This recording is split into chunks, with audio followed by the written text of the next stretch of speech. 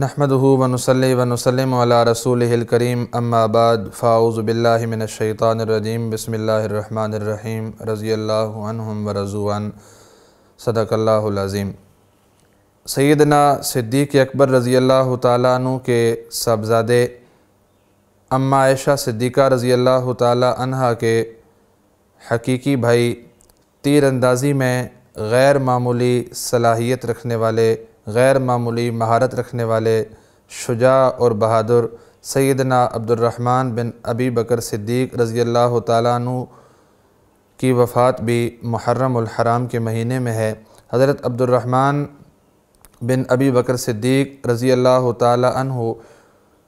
وہ جلیل القدر صحابی ہیں، فطرتاً شجاع اور بہادر تھے۔ سیدنا صدیق اکبر رضی اللہ تعالیٰ عنہ کے صاحبزادے تھے، لیکن جو ہی ابتدائے اسلام میں نبی پاک صلی اللہ علیہ وسلم نے اسلام کی دعوت دی تو سیدنا صدیق اکبر رضی اللہ تعالیٰ عنہ کا سارا گھرانہ حلقہ بگوش اسلام ہو گیا، لیکن یہ عبد الرحمن اپنے آبائی دین پر قائم رہے اور بدر اور احد میں اسلام کے مقابل رہے۔ غزوہ بدر میں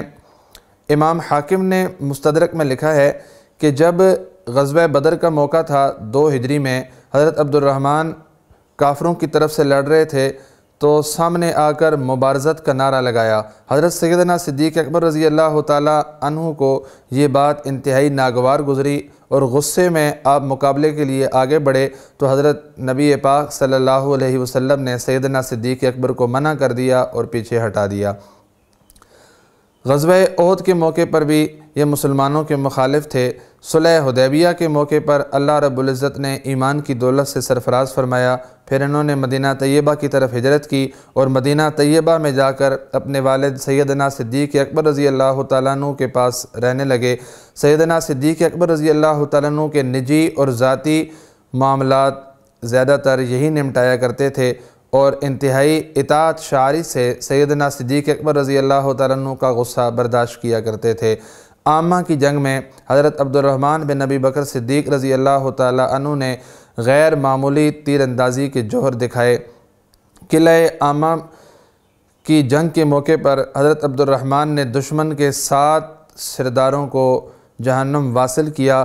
اور قلعہ عامہ کی جنگ کے دوران چونکہ قلعے کی دیوار ایک جگہ سے شق ہو گئی تھی، فصیل ایک جگہ سے شق ہو گئی تھی، مسلمان وہاں سے اندر گھسنا چاہتے تھے، لیکن ان کا ایک سردار محکم بن طفیل ڈٹ کر اس جگہ مقابلہ کر رہا تھا۔ حضرت عبد الرحمن بن ابی بکر صدیق رضی اللہ تعالیٰ عنہ نے تاک کر ایک تیر اس کے سینے میں مارا اور وہ تڑپ تڑپ کر وہیں ڈھیر ہو گیا اور مسلمان اس کے ساتھیوں کو رونتے ہوئے قلعے میں داخل ہو گئے اور اس انداز سے یہ قلعہ فتح ہو گیا۔ حضرت عبد الرحمن بن ابی بکر صدیق رضی اللہ تعالیٰ عنہ حضرت امیر معاویہ رضی اللہ تعالیٰ عنہ کے دور خلافت میں مدینہ طیبہ سے مکہ واپس آ گئے اور مکہ شہر سے 10 میل کے فاصلے پر ایک مکان میں رہنے لگے اور ایک دن اچانک ناگہانی طور پر واصل بحق ہوئے۔ ماہ محرم الحرام 53 ہجری میں حضرت عبد الرحمن بن ابی بکر صدیق رضی اللہ تعالیٰ عنہ کی وفات ہے اور وفات بھی ایسے کہ ایک دن سوئے اور ایسی نیند سوئے کہ پھر اٹھ نہ سکے۔ حضرت اماں عائشہ صدیقہ رضی اللہ تعالیٰ عنہ کو اس بات سے یہ شبہ ہوا کہ شاید کسی نے زہر دے دیا ہو، لیکن اس کے چند دن بعد ہی ایک عورت اماں عائشہ صدیقہ رضی اللہ تعالیٰ عنہ کی خدمت میں حاضر ہوئی۔ وہ بظاہر توانا تھی، بظاہر تندرست تھی، لیکن اس نے ایک سجدہ کیا اور ایسا سجدہ کیا کہ پھر اٹھ نہ سکی۔ حضرت اماں عائشہ صدیقہ رضی اللہ تعالیٰ عنہ نے جب اپنی نظروں سے، اپنی آنکھوں سے یہ واقعہ دیکھا تو ان کا شبہ اور شک زائل ہو گیا۔ جب اپنے بھائی کی وفات کی خبر سنی تو اماں عائشہ صدیقہ رضی اللہ تعالیٰ عنہ نے حج کا ارادہ کیا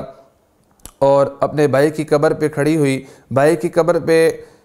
کھڑے ہو کے اماں عائشہ صدیقہ رضی اللہ تعالیٰ عنہ کے آنکھوں سے آنسو چھلک پڑے، کچھ اشعار کہے اور اس کے بعد بھائی کی روح کو مخاطب کر کے کہا کہ اگر میں تیری وفات کے وقت موجود ہوتی تو میں اس قدر نہ روتی اور میں تجھے وہیں دفن کرتی جہاں تیری وفات ہوئی تھی۔ اور یہ گھرانہ سارے کا سارا، پورے کا پورا گھرانہ این خانہ ہمہ آفتابس کی تصویر ہے۔ علماء اکرام نے بڑا عجیب نقطہ لکھا ہے کہ تمام تر جماعت انبیاء میں اکیلے یوسف علیہ السلام ایسے ہیں کہ انہیں یہ اعزاز ملا ہے کہ 4 پشتوں میں نبی ہیں، یعنی خود یوسف علیہ السلام نبی ہیں، باپ یعقوب علیہ السلام نبی ہیں، دادا اسحاق علیہ السلام نبی ہیں، پردادا ابراہیم علیہ السلام بھی نبی ہیں، اور پوری جماعت صحابہ میں یہ اعزاز سیدنا صدیق اکبر رضی اللہ تعالیٰ عنہ کو ملا ہے کہ خود صحابی، بیٹا صحابی، پوتا صحابی، باپ صحابی، یعنی خود بھی صحابی ہیں اور ابا بھی صحابی ہیں، بیٹا بھی صحابی ہے اور پوتا بھی صحابی ہے، اور دوسری طرف سے اگر دیکھا جائے تو سیدنا صدیق اکبر رضی اللہ تعالیٰ عنہ کا نواسہ یعنی حضرت عبداللہ بن زبیر رضی اللہ تعالیٰ عنہ بھی صحابی ہیں۔ این خانہ ہمہ آفتاب است، این سعادت بزور بازو نیست۔ اللہ رب العزت سے دعا ہے کہ اللہ رب العزت ہمیں ان کے ساتھ سچی پکی محبت نصیب فرمائے اور ان کے نقش قدم پہ چلتے ہوئے اسلام کے لیے کارنامے سر انجام دینے کی توفیق عطا فرمائے۔ وما علینا الا البلاغ المبین۔